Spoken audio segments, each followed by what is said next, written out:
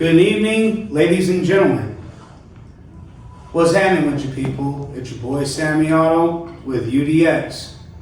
Along here is the other co-host, Paul Snyder. What's up, ladies and gentlemen? Good to see you. We just want to let you know and inform you that Uncle Opie could not be here tonight because he's doing movie star shit. Is a star. He is.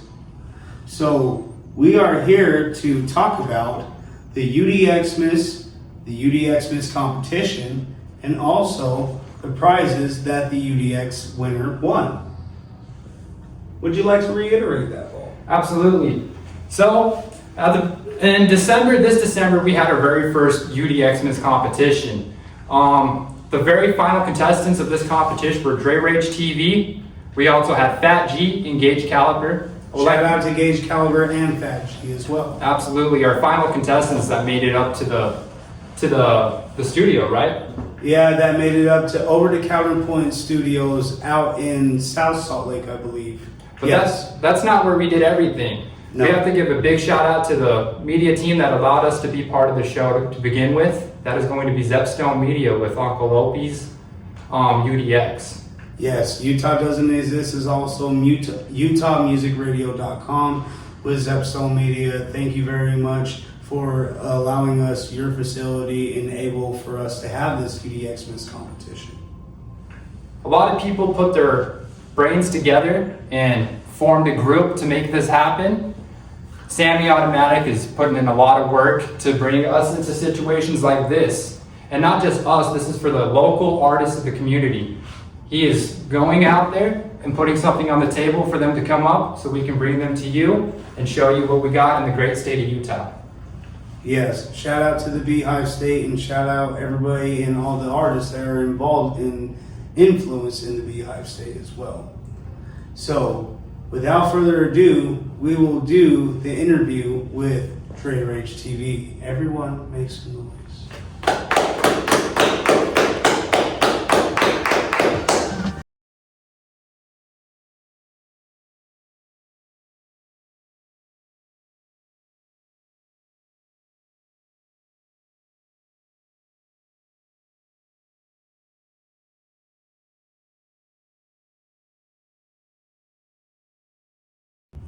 Ladies and gentlemen, this is Paul Snyder speaking right next to Dre Rage TV. Dre, congratulations on winning the competition. How do you feel about it? I feel ecstatic, amazing, just on top of the world, honestly. It's been a great opportunity. Perfect. What was your favorite part about the whole competition? To be honest, just meeting everybody that's been a part of the competition, everybody that was doing all the stuff behind the scenes, just being able to be a part of something bigger than myself was honestly one of the greatest things. And I mean, at the end of it, I walked out with friends. Awesome, man. That's awesome. So I want to let the viewers know a little bit about you, man. Can you tell us how you got your name, what inspired you with your music and such? Oh yeah, definitely. As far as my name, a little funny thing I can add in there is I used to go by Lil D, which is fucking hilarious. So I've decided that was bad. I went by Young Dre for some time, and this one's a little bit for the listeners. I like to garden. One day I was gardening, and the certain gardening that I was doing put me in a certain head state, and I just started flowing, getting in that flow space, and I called myself Rage. And the name of the gardening that I was doing was called Rage, was the kind of gardening it is. And it just felt good, it felt right. And so I went from just calling myself Rage, I threw it on my arm. I decided to call myself Dre Rage because I thought that sounded more distinct, and someone really couldn't take that. Someone could call themselves Rage, but they're not going to call themselves Dre Rage. I like it, man. It has a ring to it. It rhymes, you know what I mean? It's Right. Dre Rage. Oh yeah, no, and I've definitely found that out along the way. It's like how much I can do with it in my rhymes when it comes to it. It was something that was more of chance, and it really felt like it was just right. It fit perfect, you know what I mean? It fit who I am. I was very angry growing up. I had a lot of issues with anger and rage, and being able to express it through my music and be noticing that I'm doing that within the name has really helped me therapeutically as a person. Mm-hmm. So one thing that I've noticed about artists is they're generally fans before they become an artist. What kind of music did you listen to before you started writing? So like in the early ages, I remember when I first was coherent to remember I listened to music. I was listening to Missy Elliott. Okay. She was one of my freaking favorites at like 6 years old, like my earliest memories. You like that older style music? I really do. I grew up on A Tribe Called Quest. Q-Tip is one of my biggest inspirations. I love Outkast. I love really early Outkast, not just like Hey Ya and stuff. You know what I mean? And then I listen to not just rap. I listen to Rob Zombie and stuff like that. Oh, And so nice. I really liked tempos. I really liked sound. And I didn't start off as a rapper. I started off as a dancer. Oh, really? I liked rhythm. I was always all about rhythm and wanted to move to the rhythm. And somewhere in between that, the lines became, well, I don't want to just be the rhythm. I want to be the rhythm. I want to be the person that's making people move. How long have you been doing this? Earliest time I started writing was 10 years old. I used to write stories. I used to write book after book after book of cartoons and stuff. And same thing somewhere in between there. My emotions got the best of me. And instead of doing something negative, I turned around and wrote my feelings on paper. And it would just come so easy that they rhymed. So I sang it to Nine Inch Nails. Was the first beats I wrote to was actually Nine Inch Nails songs. And so because of the aggression that Nine Inch Nails had, just the sound. And so I've been writing since I was probably about 10 years old, but I didn't take my rapping seriously until I was probably about 15, 16, until I met my wife, Stephanie. I was always like freestyling in the lunchroom and was known as a rapper, but like didn't like think like, oh, I could do something with this. Okay. And until I got into this place called Spy Hop. What is that? It's a youth media place. I got into some trouble as a kid, and I ended up going to this place called EIP. And my mentor there, long story short, realized that during my free time I was rapping, and he was like, "Well, you could do something positive there." So he pointed me in the direction of Spy Hop, which was a place where they had open mics every Friday. You could go and record, and you could join classes to teach you how to make music, to teach you how to play video games, not just music, film, all that stuff. And at first I brushed it off. I thought, that sounds nerdy as shit. Until I met my wife, and she encouraged me to go and lay down my vocals. Not to say I hadn't been in any studios. I've been in bedroom studios here and there, but this was the real thing. And I went there and I blew everyone out of their socks. Everyone was super amazed within my first time being there. And I met my mentor, Rowan Steiner, or Stigner, however you want to pronounce it. And he told me after a couple Fridays of being there, everyone kind of fell in love. They were like, "Hey, you should join the classes. It pays you, monthly. It gives you a job, gives you somewhere to be, keeps you out of trouble." And so I said, "Fuck it," And I realized I didn't want to just be the guy rapping. I want to be the guy that knows how to do it. I don't want to rely on anybody. Right, you want to be able to do it all. Be jack of all trades. And Yep, sing exactly. song. And so I learned how to make beats. I learned how to produce my own music. Until I was about the age of 18, I had my first kid, and I kind of stepped back. But in the time that I was there, I made a class that they still run called the Hip Hop Program. They still play my music that I made back then to show the kids how to make music, the same pattern and rhythm that I used, the same sequence, all that stuff to show them that they can do everything that they want. You just need a helping hand. And so that place was a really big part for me when it came to my rap career, because they made me feel appreciated and safe, and like what I was doing wasn't just a dream. It was something that you could take and make a positive impact on people and make a career of. That's some good stuff, man. One thing that Sammy, Opie, and I have noticed is you're very good at promoting, dude.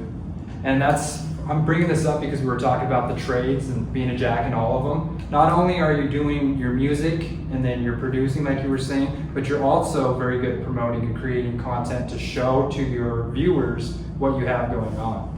And that's a good skill right there, man. Oh, thank you. I appreciate that. Yeah, that's one thing that stood out the most. Sammy and I talked about it a lot. Opie's busy all the time, Oh yeah, Just busiest guy. like this month has been very busy. So I haven't had as much conversation with Opie, but Sammy and I have definitely noticed it, man. And it stands out. You're good at it. Hell yeah, thank you. And just to reiterate, Opie did message me and gave me some props on that. Oh yeah? Yeah, just honestly to hear that from you guys, because honestly, a year ago from now, I just got my gallbladder removed. I was stuck at home doing nothing. I'm usually working 9 to 5, and that usually takes the majority of my day. And then I got 3 kids at home, so go home, be daddy. I'm only left with 20 minutes. Yeah, how do you make time for your music, man? It's crazy. And so I'll let you know. But when it came to the promoting, I was at home and just was like, dude, like, what am I doing? Like, I need to take myself seriously again. And how can I've tried this. I was tired of just, oh, go listen to this out now, every album that I was doing. And I was like, I'm not pushing it enough. And so I made it my set goal to, it started just, make a post a day. And it went from a post a day to 2 posts, 3 to 4, and now it's something fluid. I'm not so shy, I had to get over that shyness.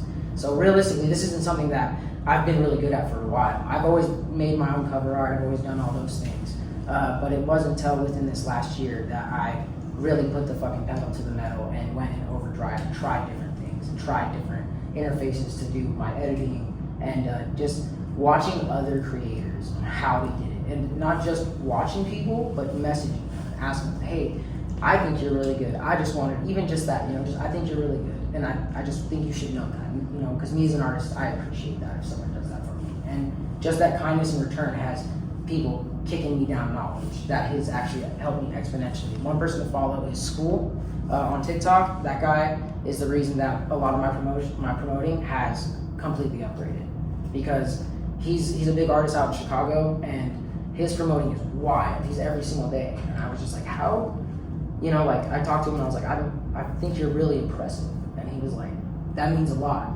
Go check out this page. There's a lot of things I think you can learn. And I've done nothing but that. This is all just because of social media, Mhm. right? You're Yeah, just able yeah. to meet people all across the state from social media. And just not being afraid to say hi to somebody.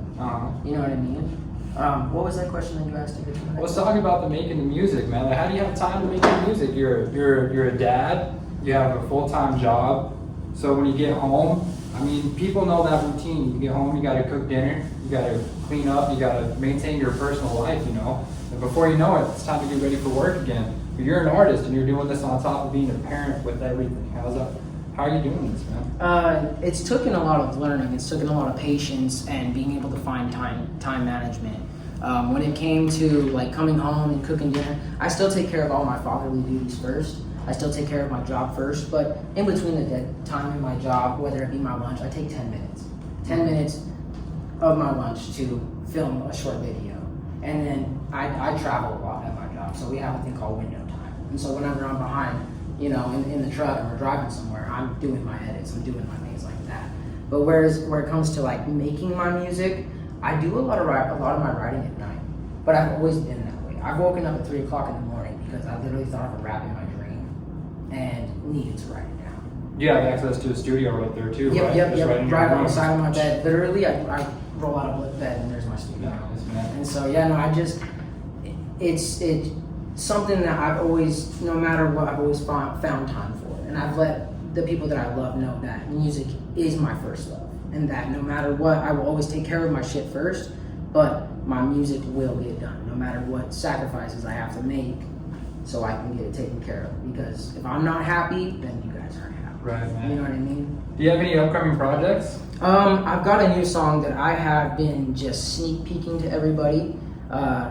You can find it on SoundCloud. I've rarely released to SoundCloud, but I did a little test drop with it. The song is called Hate It. It will be out on other platforms soon, but I have big plans for this song because this one just came to me. I have no intentions of writing another EP or album because the 2 that I have out right now are so substantial and carry so much weight. I don't want to concern myself with what's next on the writing and the listing, because that, if you force it, it sounds like shit. And the most recent EP that you dropped is the Not So Nice EP, correct? Yeah. Yes. Can you tell us a little bit about that experience and how you made it happen? The whole thing was written by accident. It was that time that I was sitting at home after my surgery and really didn't have a whole lot going on. And I was laying in bed, couldn't move, couldn't do anything, so I bought some beats and listened to them. And I got in an argument with a family member, and so that kind of fueled the rage and started I was kind of going through a writer's block because I focused on solely promoting my album Disconnected for a year. So I was like, I'm not going to worry about writing. And it just kind of came to, and before I knew it, I was writing almost every day that I was still home. And before I knew it, I was, once I was better, I just recorded them, I laid them down. And even through the pain, I was all hopped up on pain meds and shit, getting these songs laid down because I had to. And before I knew it, I had 6 songs. And I was like, well, shit, that qualifies as an EP, and I just dropped an album. Okay. You know, and so I was like, you know what, that's gonna be something that I can do something with. And I realized halfway through making it, the vibe was steady. The whole thing, the concept. All was- merged very well. Yes. And so I was like, why don't I make this a project? Because I could have very easily released them as singles and saved myself some time and efforts on some things, but I was like, this sounds good as a whole. Right, dude. That's what a lot of artists have a hard time with, is making everything complement each other Mm-hmm. when it's like flowing into one project. That's hard to do. Right. So you'll see a lot of artists just drop singles, like what you were just saying, but being able to drop an EP and recognize it and have that ear for what you have, that's where it's at. When was this EP done? Back in February of last year, I started working on it. I want to say it wasn't finished until I think I want to say March, April, May, June. It wasn't finished until September. September? Yeah. Did you make any of the beats for it, or? No. So I outsource for all my beats. I do know how to make beats. However, I don't think my beats are up to par with how I like to rap. Okay. You know Well, what I what mean? kind of beats do you like to rap on then? Honestly, I'm very versatile. Mm-hmm. But with that being said, I do have my picks. I like funk. I like G-funk. That's Okay. one of my favorites. I like ragecore, just stuff that's kind of like heavy, like Suicide Boys and stuff Oh. like that. But I also like things that are like boppy, melody, Juice WRLD, Mac Miller, Cal Scrooby, things like that. Those are the kind of beats that I like to go for. Just real things that most other people won't rap on. You know what I mean? Like Yeah. most people won't attempt it because that sounds a little funny. Well, it sounds funny because it's not being complimented yet. So what did you think about that beat that Gino sent over for the UDX competition, man? That shit slapped. And if I was given more time, I would have given you guys so much more. But that was one of those beats that, I mean, fuck, all of us wrote it in what do we have, 20 minutes? Yeah, you guys had 20 minutes. You never even heard the beat. No. You showed up to the studio. We gave you the beat. We said, this is what we're doing. You got 20 minutes. Right. And then we set the timer, walked off, did some videoing, came back, and then we told you the next step. What you think about the next step? The next step was wild as shit. I mean, realistically, that's what I do at home, but I've written that song for 2 days and practiced it. You know what I mean? Now I'm ready to record. But to jump from the writing stage right there and on a time frame, and then to hurry and record in a time frame, therein lies the rub. You know what I mean? Like Okay. that was a really like serious. That's what put the pressure. I think just having that time crunch was crazy. And if it weren't for Gino's beat being so fire, that would have been a lot harder. Yep. You know what I mean? If I had to sit and find the vibe, because as soon as we started and I heard that beat drop, I knew what I wanted to do. You know what I mean? Yeah, it had like that West Coast funk that you kind of just said that you liked, right? Yeah, exactly. And then I was able to flow on that no problem. And I knew in my head, okay, these guys could either do a melody song, or this guy could try to do a braggadocious. And at first I was gonna do a melody, but then I was like, I'm in a fucking competition. I want to show them teeth. I want to show them hunger. I want to represent where I'm from, what I've gone through. I want to let them know that I'm here for throats, and to still show love in the end, even though I'm showing aggression. Because if you notice in the bars that I wrote, I said I could pimp slap both or bitch slap both of them with both hands tied behind my back.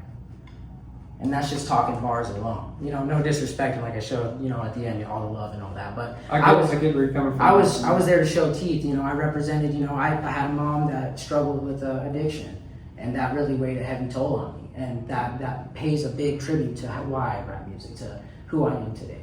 Okay. You know what I mean? And so I wanted to represent, show out, and just show no mercy, because I was like, I want to take this no matter what. What do you think the most challenging part is about being an artist? Getting over yourself. What does that mean? Whether it be you're too scared to get on stage, you know, you got stage fright, you're too scared to show your friends that you have a beautiful voice. Get over yourself. It's not that serious. Don't take yourself so serious. The moment you start taking yourself too serious is where you're gonna find problems. You're gonna over-critique yourself. You're gonna over-rehearse. You're gonna mess up. Don't take yourself so seriously. Know that this all started for fun. Why did you start it? Because it was fun. Exactly, man. You know what I mean? And so I've learned to settle down, take my shoes off, and just get over myself. Whether it be my TikTok videos, whether it be what I want to say, I don't need to worry about what people have to feel or think about my music. Because then if I have to watch what I say because of what they feel or think, what's the point of rapping? Right, man. Right. Before we were doing the interview, we were sitting down discussing kind of what this was going to be about. And we were talking about the craft of being an artist and being a genuine person while also being competitive at the same time. And some people have a hard time balancing that. I think that you do a pretty good job, man. You're very, very likable, you know? You got a lot of good energy. Anytime we're in the room together, super positive, super fun to be around.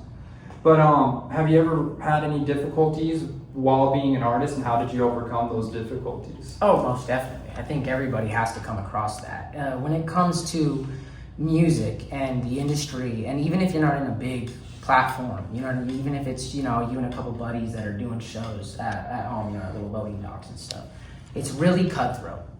It's really cutthroat. And people can be really mean, and people can, you know, throw daggers at you in their lyrics and stuff.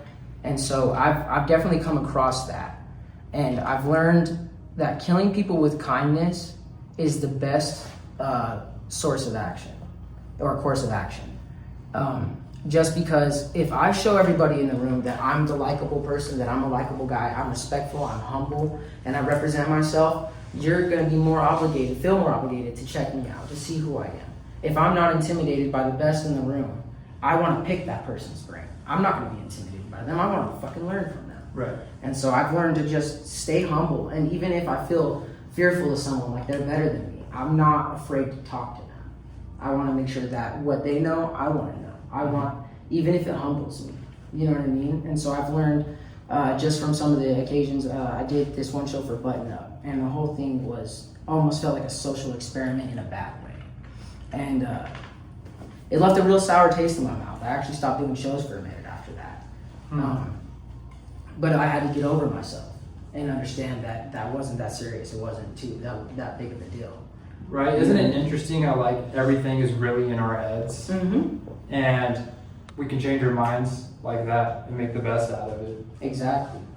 So I mean, that's realistically like where that comes from, and I really appreciate you saying that, because I feel like my image isn't just some fabricated thing. This is who I am on and off camera. This is who I am at work. I'm the guy that you can trust your life in his hands. I'm the guy that takes care of his children. I'm the guy that takes care of his wife. You know what I mean? I want to be the person that brings love and shows passion and can be a compassionate person, no matter what it is. Whether you're better than me at something or not, I like to be anybody and everybody's friend. Is that because you were shown that when you were growing up, or because you didn't receive it, so you want to give it because you didn't receive it? I was shown it through my family in a certain way. I was always put on a very high pedestal. Everyone always expected the most of me. Mm-hmm. And so I always found myself in places where I was being judged. And so I learned to not let that get the best of me. And the best form of revenge is regret. Yeah. Is for someone to regret, damn, I shouldn't have said that about him. You know what I mean? I was wrong. And that's the most humbling thing to me. And so I definitely was picked on a lot as a kid. I'm half Mexican, half white, and I look more white than I am Hispanic with a really Spanish name. And so a lot of people were real rude to me. And in turn, instead of being a dickhead back, I thought, well, shit, you know what hurts worse is when they can't stomach me. That makes me happy. You know what I mean? Because I'm that much nicer than you, that much that you hated about me. You know what I mean? Yeah, it's almost like you're taking what other people view as your flaws and turning them into your superpower. Exactly. Whether I've got goofy teeth, a big forehead, a funny voice, you know what I mean? Whether I'm an effeminate man, I don't give a crap on any of that, you know what I mean? At the end of the day, I'm me, and the only person that I need to worry about how they feel about me is me. For sure, man. For sure. Another thing that I want to talk to you about is if you were able to go back to yourself right now, like the version of who you are right now, go back to who you were when you first started out as an artist, what kind of advice would you give yourself? Don't give up. Don't give up. Don't give up. 3 feet is all it takes. What do you mean by that? There's a story, I can't remember where exactly it's from, but there's a man that's he's mining for gold. He's been mining for months and months and months, and he decides, oh, well, you know what, we ain't finding nothing. Decides to pack up his crew and leave. Well, a couple weeks pass by, another crew drops in. They dig in the same spot. They realize people have been digging there. They dug just 3 feet and they struck gold. Never That's what give you're up. saying, yeah. Never give up. You never know. You don't know if that next stab, that next dig is where it breaks through. Exactly. And like my 28th birthday is coming up, and instead of feeling like I'm old and running out of time, I know that all it takes is one day. Yeah. And that goes for good or bad. It takes one good day or it takes one bad day. You know what I mean? It's on you and how you react to it. Yeah, it's like what wolf you feed, you know? If you feed the negative wolf is going to be the stronger one. But if you feed that positive wolf, that's going to be the Exactly. one that wins. And I've seen that just within these last couple of months of, well, within the last 2 years of promoting that disconnected album so hard, of trying even harder and pushing myself, and waking up every day and looking in the mirror and saying, you're going to be Utah's best. You're going to go somewhere. You will do this. This is, you know what I mean? And feeding that positivity. I feel like you can actually speak things into fruition. I think that you really can create your own world. Absolutely, man. I'm big on that too, man. Because like, if you look around at everything, these chairs, this room that we're in, this was all someone's idea in their mind before it ever existed. Exactly, before it was even a physical thing. Yep. Anything you put your mind to. I always like the story of King Midas, because other than the negative part of it, the idea of everything you touch turns to gold, don't take it so literal. Okay, there is no such thing as perfection, but understand that whatever you do of creation is gold. Yeah. That's literally our God-given right, is creation. To build, destroy, and create. And that is some of the greatest gifts that we could ever be given. And to be able to utilize them in the way that I do, to be able to articulate my words and express the way that I feel, and put it to a melody and make people feel it in their soul, because music isn't just a fucking sound. We're frequency beings. You know what I mean? Yeah. And I like to feed the good vibrations and the good vibes. And even if my vibes are a negative story or a negative plot, there are lessons being taught. I'm not just some horrorcore rapper rapping about some raunchy shit. Do I do it sometimes? Absolutely. But a lot of what I do has intent. And I think being able to express those kinds of vibes to people and for people to feel my creation is the whole point of it. That's interesting, man. Trying to figure out how I'm gonna word this right now. I'm thinking about it. That vision that you have in your head for the future of who you are as an artist, can you somewhat paint a picture for me to see? And for you to see too, because I'm hoping that one day you're gonna look back at this video and be like, dude, I remember when I was starting out. This is one of my first interviews, and this is all the fresh stuff. I want you to be able to look back and be like, oh, I remember when this is what I wanted. Oh, I got that, I did it. Or, hey, I changed my mind on that. This is where I'm at now. So like, what does that vision look like for you right now? Honestly, my biggest hope is to just be able to solely make my income my music, to be able to tour. I see myself at Red Rock. Mm-hmm. You know what I mean? There is no limit. There is absolutely no limit. What Kendrick Lamar did at the Super Bowl, I'll do the same damn thing. No matter what anyone says, whoever wants to get in my way, I can be a great too. And it's only because I will make it. I will make it. It's my will. Why do you want to make it so bad? To support my family, to spread my word, to do what I love for a living. You know what I mean? Mm-hmm. I've loved music since I was a child, and it's such a huge aspect of my life, and always has been such a huge aspect of my life. It's never let me down. It's always been there for me. It's rocked me to sleep. It's woke me up in the morning. It's got me ready for my day. And to be able to be a part of it in itself is such an honor. And if I were to be able to take that and make that my source of income and my way of living to where I could feed my family for generations, that would just be the cherry on top. So this is my will, and I will make what I want happen, only because I believe it, and only because I will put in the time, the effort, and the dedication, because that's all that it takes. You don't ever let anybody get in your way. I love that, man. I love that.